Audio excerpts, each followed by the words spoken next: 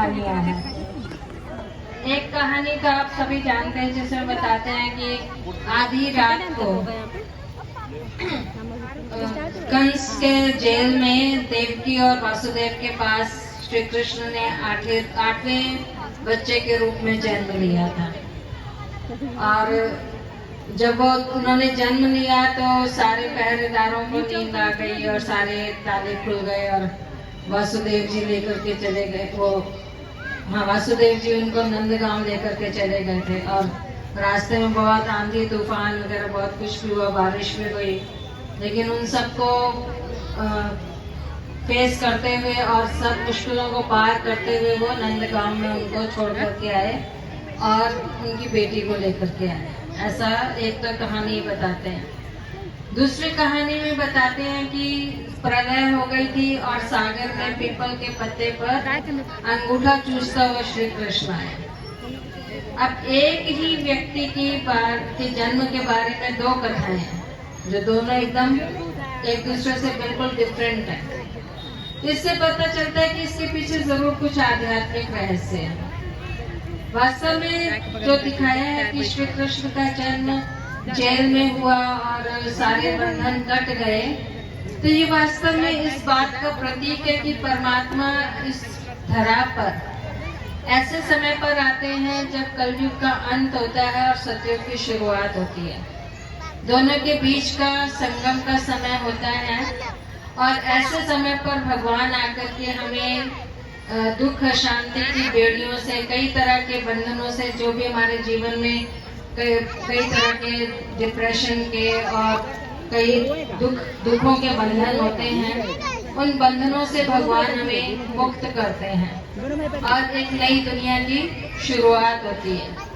तो जो प्रलय के बाद सागर में पीपल के पत्ते पर श्री कृष्ण को दिखाया गया है, वास्तव में वो इसी बात का प्रतीक है कि जब इस सारी पुरानी कलयुगी सृष्टि का विनाश हो जाता है और भारत को अविनाशी खंड कहा जाता है, तो भारत और उसके आसपास के देश जो कुछ बचे रहते हैं, वो उनका आकार एक पीपल के पत्ते के जैसा होता है। मतलब वो नक्शा जो है वो एक पीपल के पत्ते के जैसा हो जाता है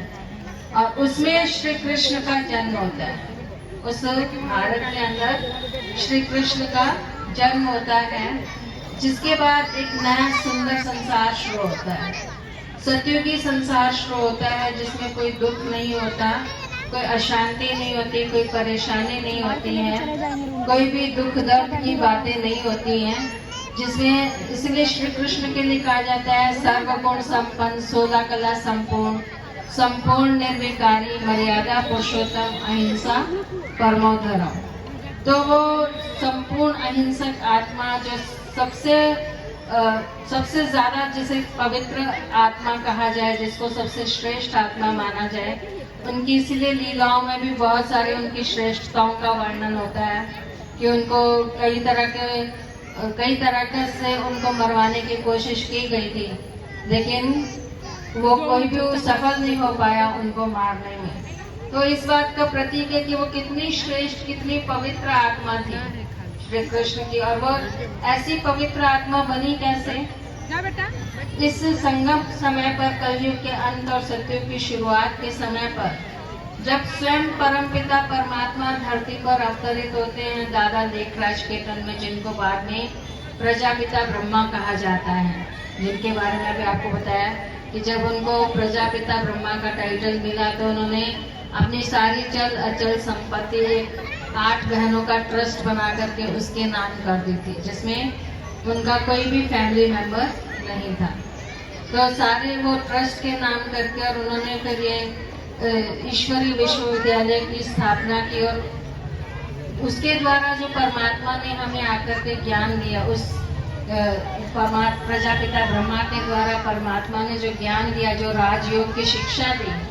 उस राजयोग की शिक्षा को जीवन में लाकर के ही श्री कृष्ण की आत्मा ऐसी श्रेष्ठ बनी। तो परमात्मा कहते हैं कि सतयुग में सब एक श्री कृष्ण की आत्मा ही नहीं होगी, उनके जैसे गुण जो भी अपने जीवन में धारण कर लेगा, जो भी परमात्मा की याद में रह करके, परमात्मा से संबंध जोड़ करके अपने 5 विकारों को खत्म करेगा और श्री कृष्ण जैसा गुणवान बनेगा, सर्वगुण संपन्न बनेगा, वो हर आत्मा उस नई दुनिया में आती है। इसलिए वो देवकी का जो दिखाया कि देवकी का ने जन्म दिया श्री कृष्ण को, तो वास्तव में देवकी का अर्थ है दैवी कुल की आत्मा। तो परमात्मा कहते हैं जो भी दैवी कुल की आत्माएं हैं, जो परमात्मा का ये ज्ञान सुनकर के अपने जीवन को श्रेष्ठ बना रहे हैं, श्री कृष्ण जैसा बना रहे हैं, वास्तव में वही आने वाली सतयुगी दुनिया जो वास्तव में श्री कृष्ण की दुनिया होगी, जिसमें कोई दुख नहीं होगा, कोई अशांति नहीं होगी, कोई परेशानी नहीं होगी। तो ऐसी देवी देवता तुल्य जो भी आत्माएं होंगी, उनका उस नई दुनिया में वास होगा। इसलिए श्री कृष्ण की दुनिया में सुख ही सुख दिखाया गया। उनके जीवन में कोई, उनके राज्य में किसी भी तरह का कोई दुख, अशांति, परेशानी नहीं दिखाया गया। और ये दिखाया गया कि सुदामा भी आए जो इतने गरीब थे, तो उनको भी उन्होंने कितना माला माल करके भेजा। तो इससे ये पता चलता है कि श्री कृष्ण जो 16 कला संपूर्ण आत्मा थी, वो इतनी धन धान्य से संपन्न बनी इसी कारण से कि पहले उन्होंने अपने चरित्र को इतना ऊंचा उठाया, परमात्मा की याद से, परमात्मा के साथ कनेक्शन जोड़ करके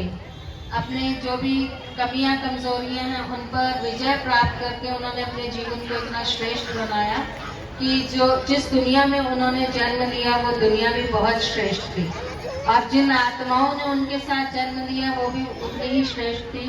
क्योंकि उन्होंने भी परमात्मा का ज्ञान प्राप्त करके अपने जीवन को इतना उज्जवल, इतना श्रेष्ठ बनाया, देवी देवताओं जैसा बनाया। इसीलिए हम श्री कृष्ण जन्माष्टमी बहुत उमंग उत्साह से हर साल मनाते हैं। ओम शांति।